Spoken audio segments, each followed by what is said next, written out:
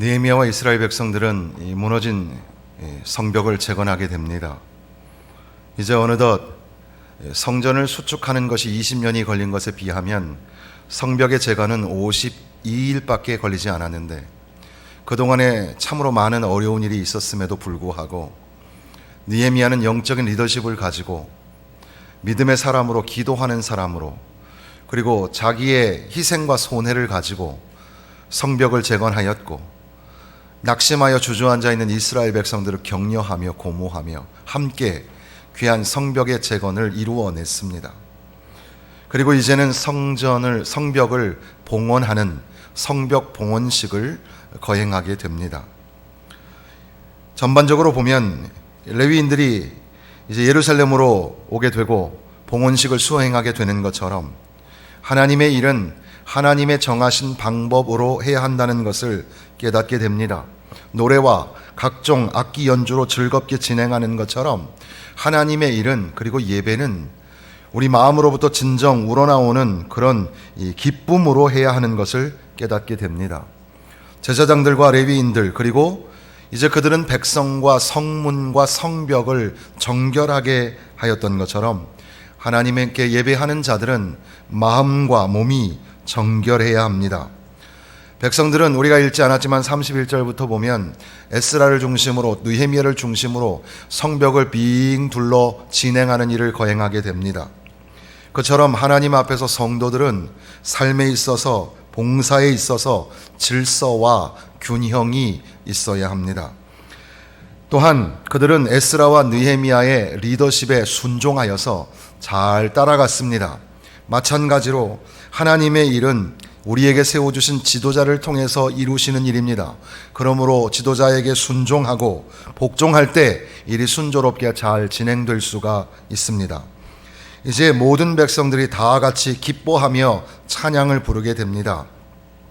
43절에 기록한 것처럼 심히 즐거워하니 하나님이 즐겁게 하신 그 기쁨을 가지고 온 백성들이 즐거워합니다. 그러므로 하나님의 일을 하는 사람들은 스스로 하나님이 주시는 기쁨으로 넘치며 이제는 다른 사람들에게도 기쁨과 즐거움의 영향력을 가져야 하는 것입니다.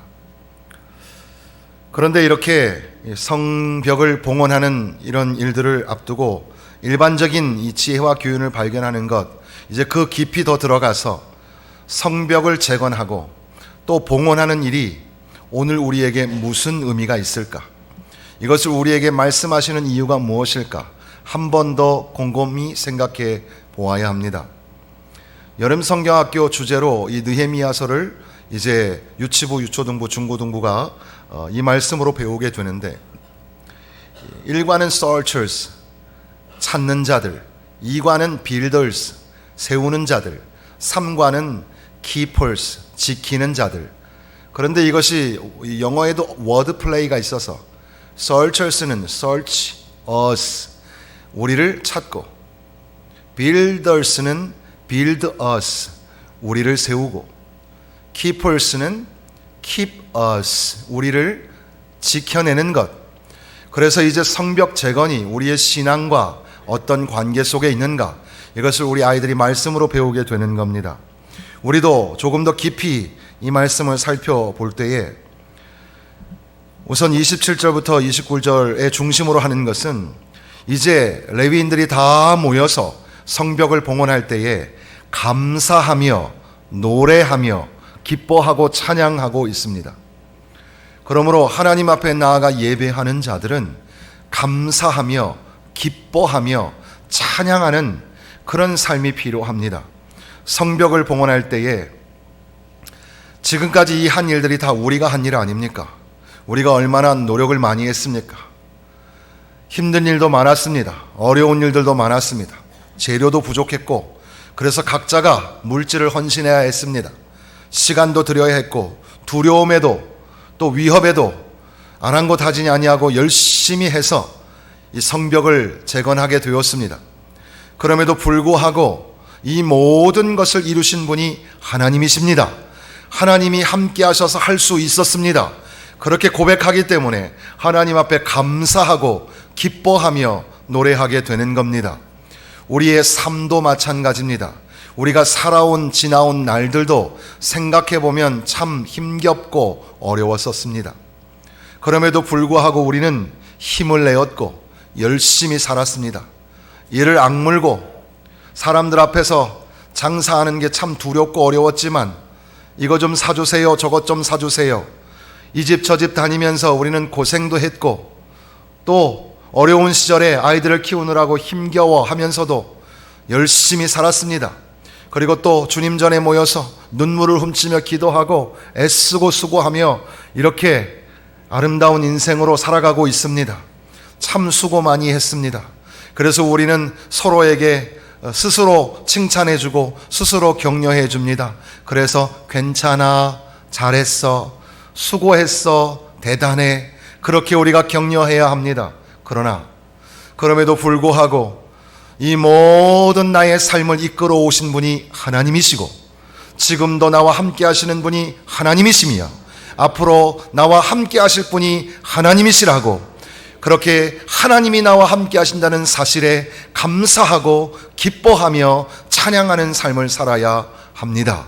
한번 따라해 보시겠습니다. 하나님이 하셨습니다.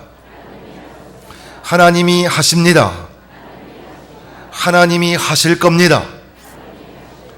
이것이 얼마나 중요한지 모릅니다. 내가 했고 우리가 했고, 맞아요, 우리는 하나님의 손에 이끌림을 받아서 우리가 한 겁니다. 우리 손이 한 겁니다. 우리의 헌신이 있었습니다. 그럼에도 불구하고 하나님이 하신 것을 믿으시기 바랍니다. 오늘도 하나님이 나와 동행하시는 것을 믿으시기 바랍니다. 주님 앞에 서는 날까지 하나님이 우리와 함께 하실 줄을 믿고 감사하며 기뻐하며 찬양하며 사시기를 부탁을 드립니다. 또한 제사장들과 레위 사람들이 30절에 보니까 몸을 정결하게 하고 또 백성과 성문과 성벽을 정결하게 하였다고 기록합니다.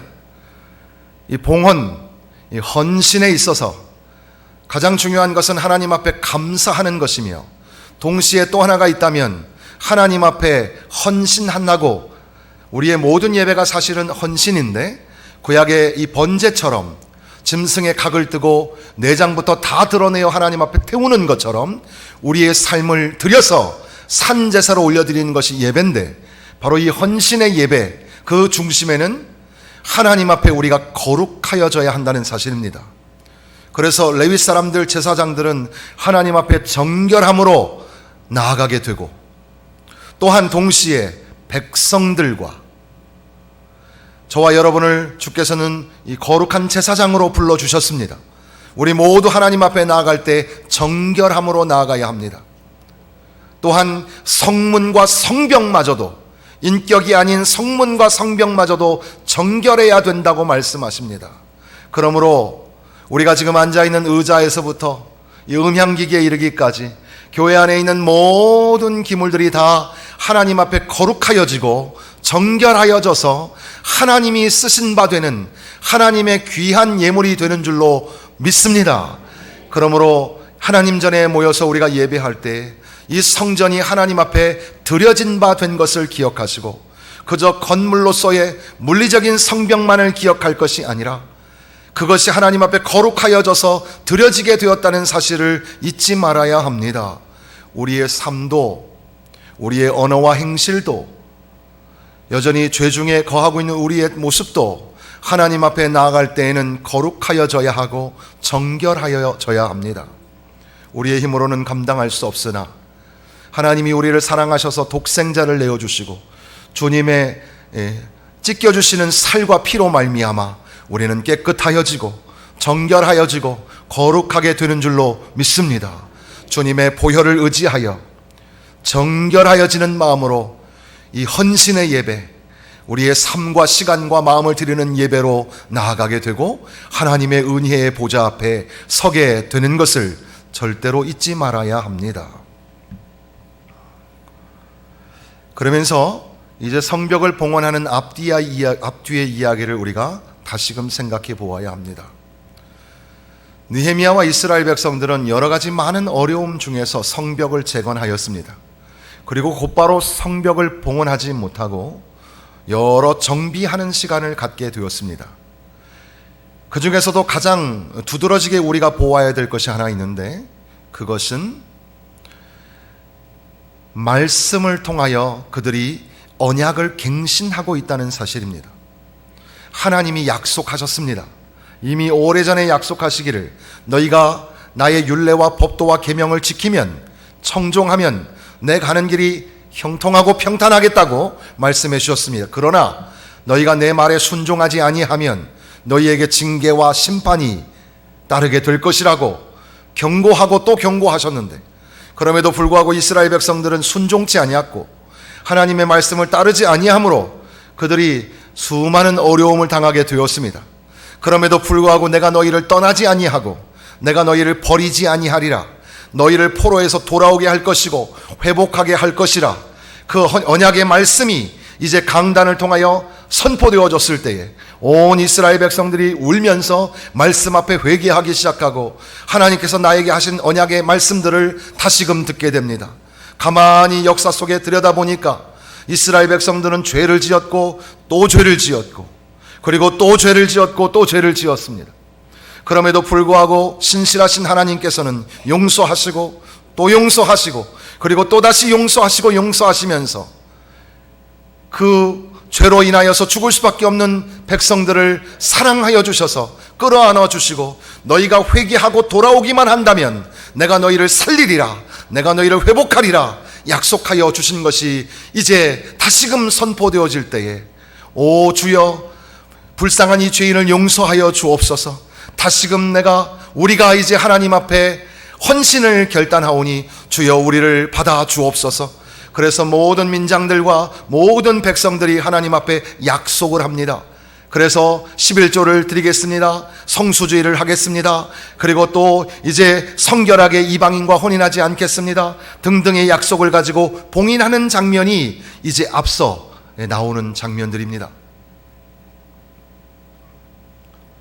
우리가 하나님 앞에 헌신하러 나아갈 때에 우리가 사명자로, 봉사자로, 전도자로, 선교사로 헌신하기 전에 먼저 우리에게 필요한 것이 무엇입니까? 하나님의 말씀을 통하여, 하나님의 언약의 말씀을 통하여 다시 한번 갱신하고 부흥하는 역사가 일어나야 됩니다. 하나님의 말씀을 들음으로 말미암아 내 마음에 강팍하였던 것이 녹아져 내리고 두꺼운 딱지들이 다 뜯어져 나가면서 다시금 회개하고 또 회개하면서 하나님 앞에 나아가야 합니다. 때로는 그 말씀이 아프기도 합니다. 때로는 말씀이 무겁기도 하고 어렵기도 하고 불편하기도 합니다. 그럼에도 불구하고 하나님의 말씀이, 생명력이 있으신 하나님의 말씀이 좌우의 날선 검과 같이 예리하여 우리의 영과 혼과 관절과 골수를 찌르실 때에 우리가 참으로 수술되어 더욱더 건강하여지기를 바라는 것처럼 하나님의 말씀으로 치료함을 받고 회복되어서 갱신하고 부흥하는 그 뜨거운 심령을 가지고 다시금 하나님 앞에 나아가서 이 성전을 드리듯이 내 마음을 드립니다. 나의 무너진 성벽을 다시 한번 회복시켜 주옵소서. 그러니까 무너진 성벽만 바라보아서는 안 되고 이 성벽이 다시금 재건되어지는 것을 통해서 우리 안에 낙심하고 침체돼 버린 우리 안에 무너진 벽들을 다시 한번 세우면서 하나님, 믿음을 회복하게 하여 주옵소서, 신앙을 회복하게 하여 주옵소서, 다시금 하나님 앞에 뜨거운 열정을 가지고 헌신하며 살게 하여 주옵소서. 그리고 이제 성벽을 봉헌하게 되는 겁니다. 성벽을 봉헌하는 이 놀라운 일들 가운데에 다시금 우리가 간과하지 말아야 될 것이 하나 있는데 그것이 바로 느헤미야의 리더십이었습니다. 느헤미야는 앞서 말씀드린 것처럼 기도의 사람, 믿음의 사람, 그리고 혼자서만 답답해하는 것이 아니라 백성들을 고무시켜서 encourage, 격려함으로 말미암아 그렇게 온 백성들이 다 의원이 일어나 성벽을 재건하도록 하는 참으로 신실한 리더였습니다. 그런데 사실 우리가 자세히 읽지 않아서 그렇지만 느헤미야는 온 백성들과 마음을 같이 하기 위하여서 손해보고 희생하는 섬김의 리더였습니다.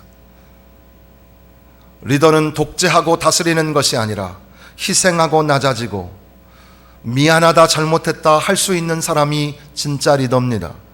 그는 이제 하나님의 도우심을 의지하면서 하나님이 함께하여 주시면 할 수 있다는 믿음을 가지고 온 백성들을 격려할 때에 이 모든 일들이 내가 한 것이 아니라 하나님이 하셨다는 믿음을 가지고 이제 그 과정 속에서도 그렇게 했지만 성벽을 완공한 이후에 이제 에스라를 통하여 이스라엘 백성들이 한 바퀴를 돌고 느헤미야를 통하여서 한 바퀴를 도는 것처럼 백성들을 잘 이끌어내고 있는 겁니다.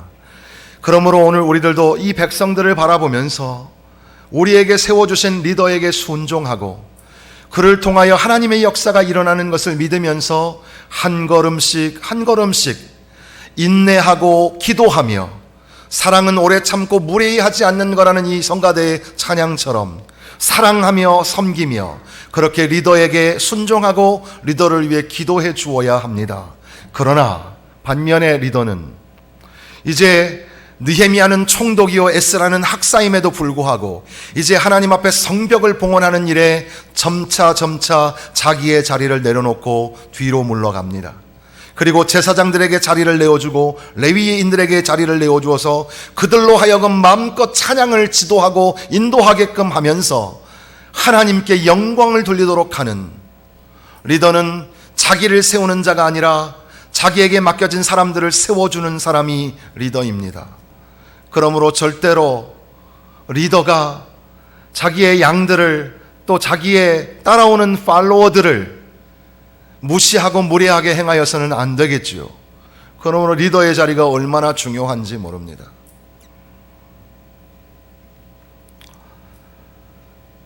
성벽을 이제 봉헌하고 난 다음에 우리가 이 말씀을 마치기 전에 두 가지 정도를 심각하게 다시금 생각해야 합니다. 첫 번째는 느헤미야가 학자들에 따라서 약간 연도가 사실 다르긴 하지만 성벽을 다 재건하고 봉헌한 이후에 다시금 페르시아로 돌아가게 됩니다. 그리고 몇 년이 있다가 다시금 돌아왔을 때에 이 백성이 예루살렘 성전을 수축하고 성벽을 재건하여 하나님 앞에 울며 불며 헌신하였던 이 백성이 다시금 죄를 짓고 다시금 문제가 생긴 겁니다. 뉴스에서 보도되는 것처럼 모 회장님이 장로님이신데 교회 안에 자기 사무실을 채워놓고 비밀의 방도 만들어 놓고 헌금을 몇십억씩 교회에다가 하는 척하면서 다시 빼돌려서 세금을 탈포하고, 마음 아픈 일은 그게 우리 성북구에 있는 유명한 교회라는 사실이죠.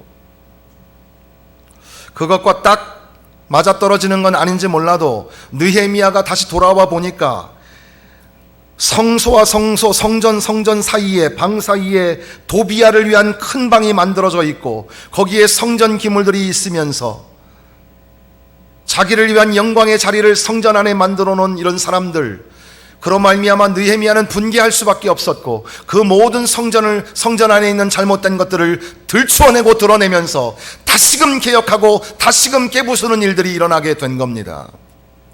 개혁은 완성되었는가? 우리가 이제는 성장하고 성숙했다고 착각하기가 쉽습니다. 그러나 종교개혁자들의 모토처럼 개혁은 날마다 이루어져야 합니다. 어제 이루어진 걸로 끝나는 것이 아니라 오늘 하나님의 말씀을 통해서 다시 한번 부서지고 다시 한번 깨지고 다시 뒤집어지는 역사가 나타나야 됩니다. 그러므로 개혁은 헌신을 하였다고 끝난 게 아니라 언약의 갱신과 부흥으로 말미암아 봉헌을 하는 헌신이 있었고 그걸로 끝이 나는 것이 아니라 다시금 개혁하고 또다시 개혁하고 또다시 회개하고 또다시 부서져야 한다는 사실입니다. 그게 비록 이 안에 있는 이야기가 아니라 오늘 우리의 삶을 향한 주님의 경고입니다. 주님 앞에 서는 날까지 우리는 항상 주의 말씀을 귀 기울여 들으며 하나님 앞에서 내가 과연 온전하게 성장하고 있는가, 성숙하고 있는가 돌아보아야 합니다. 다 아는 것처럼 착각하지 마십시오. 다 깨달은 것처럼, 인생의 경험을 다 아는 것처럼 큰 소리 치지 마십시오. 하나님 앞에서 sit down, 잠잠해야 합니다. 소리 지르지 말고 하나님 앞에 침묵하며 겸손하며 낮아져서 주께서 나에게 도전하시는 말씀 앞에 나는 죄인입니다. 나로는 도무지 하나님 앞에 설 수가 없사오나 주여 나를 불쌍히 여겨 주옵소서. 다시 한 번만 살려 주옵소서. 그렇게 나아가야 합니다. 동시에 성벽을 봉헌한 이후에 이스라엘 백성들 가운데에 찬양이 울려 퍼졌을 겁니다. 지금 우리 12장 43절 말씀 우리 다 같이 한번 읽어보겠습니다. 이날에 무리가 큰 제사를 드리고 심히 즐거워하였으니 이는 하나님이 크게 즐거워하게 하셨습니다. 부녀와 어린아이도 즐거워하였으므로 예루살렘이 즐거워하는 소리가 멀리 들렸느니라. 성벽을 봉헌하고 하나님 앞에 헌신하는 사람들의 삶에 나타나야 될 찬양의 모습을 그리고 있습니다. 찬양은 그저 음악적인 노래가 아닙니다. 찬양은 하나님이 주시는 즐거움을 가지고 기뻐하며 감사하며 시와 찬미와 신령한 노래로 하나님 앞에 화답을 하는 겁니다. 그러므로 무미건조한 노래가 되어서는 안 됩니다. 모든 종교는 음악을 가지고 있습니다. 그럼에도 불구하고 죽어버린 노래를 부르고 있는 거죠. 거기에 비해서 우리가 부르는 노래는 살아있는 노래가 되어야 합니다. 생명력이 있는 노래가 되어야 합니다. 과연 하나님의 마음을 감동시킬 수 있는 그런 노래가 되어야 합니다. 그러니까 이 캐톨릭 같은 데서는 음악을 화려하게 하는 것이 인간의 사치라고 해서 조금 이 금욕하며 절제하는 가운데 음을 단조롭게 단성으로 만들어 버렸습니다. 그래서 그저 예를 든다면 말인데, 예를 든다면 하나님이시여 이런 식으로 만들었습니다. 그것은 우리가 음악의 기교와 화려함으로 인간의 의를 드러내지 못하도록 절제하는 그런 교훈이 담겨져 있습니다. 그런데 바로 그러한 송영의 매뉴얼이 생겨버리면 그것이 자칫 죽어버린 노래를 부르게 될지도 모릅니다. 우리 성가대에도 송영을 부르는데 이 송영이 마치 그러한 효과가 있습니다. 송영이 예배의 시작과 과정과 결말을 우리에게 찬양으로 노래해 주는 것이지만, 그러나 매주 반복되는 이 노래로 말미암아 우리가 그 가사의 의미를 전달하지 못하고 우리의 마음을 주님 앞에 담아서 올려드리지 못하며, 그리고 그 선포로 말미암아 생명의 복음을 전파하지 못한다면, 궁극적으로 하나님이 우리에게 주시는 기쁨과 즐거움을 노래하지 못한다면 그것은 무의미한, 무미건조한 예술 행위에 불과합니다. 그러므로 하나님이 주시는 즐거움을 가지고 기쁨을 가지고 하나님 앞에 진실하게 노래해야 합니다. 성벽을 보고 성전을 보면서 노래해야 되고, 예수 믿는 사람들이 함께 모여서 예수 그리스도의 이름으로 세상에서부터 부르심을 받은 사람들이 바로 교회요, 그리고 이제 예수 그리스도의 이름을 가지고 생명의 복음을 세상에 전파하기 위하여 보내심을 받은 자들이 교회인데, 바로 이 교회가 온 성도들이 한 마음이 되어서 하나님 앞에 진심 어린 노래를 부르고 마음을 다하는 찬양을 부를 때 하나님이 우리에게 즐거움을 주시고 하나님이 우리에게 기쁨을 허락하여 주실 줄로 믿습니다. 바라기는 여러분의 삶에 기쁨이 넘치는 찬양이 끊이지 않기를 바랍니다. 하나님이 주시는 즐거움을 절대 뺏기지 마십시오. 하나님이 우리에게 주신 은혜와 그 기쁨과 감사와 감격으로 주님 전에 들어올 때에 두근두근하는 마음이 생기고 하나님 앞에 찬양할 때에 눈물이 컥컥 쏟아지는 그런 은혜를 절대로 뺏기지 마시기를 부탁을 드립니다.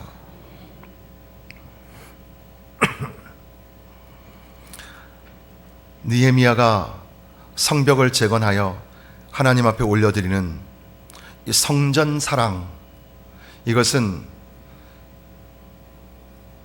헐어버린 성전을 사흘 만에 짓겠다고 하셨던 예수님, 사흘 만에 부활하심으로 말미암아 내가 내 교회를 세우리니 말씀하셔서 이제 주님의 몸된 교회를 우리에게 허락하여 주신 예수님을 생각하게 합니다.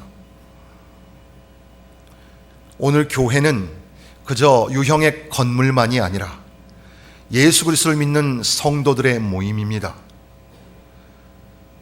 예루살렘의 평안을 구하고 예루살렘을 사랑하고 예루살렘에 모이는 백성들을 축복하며 기도하는 것이 바로 우리의 삶의 형통함의 비결이라고 시인이 노래한 것처럼 오늘 여러분들이 이렇게 함께 모여서 예배하는 이 교회는 너무나 소중한 것입니다. 교회를 통하여 하나님의 역사가 나타나고 교회를 통하여 선교와 전도가 이루어지고 교회를 통하여 하나님께 하는 예배가 올려지게 되는 겁니다. 그러므로 이 교회, 이 몸된 교회를 사랑합니다. 이 교회를 통하여 하나님의 역사가 일어나는 것을 믿습니다. 그런 믿음의 고백을 가지고 교회 사랑의 마음을 다시 한번 회복하고 고국 사랑, 조국 사랑의 마음을 다시 한번 회복하는 저와 여러분이 되었으면 좋겠습니다. 성전이 불타고 성벽이 무너져 내린 것처럼 혹시 여러분의 신앙이 무너져 내려 있지는 않습니까? 믿음의 자리가 서지 못하고 주저앉아 있는 것은 아닙니까? 다시금 하나님을 신뢰하는 믿음으로 일어나시기를 바랍니다. 세우시기를 바랍니다.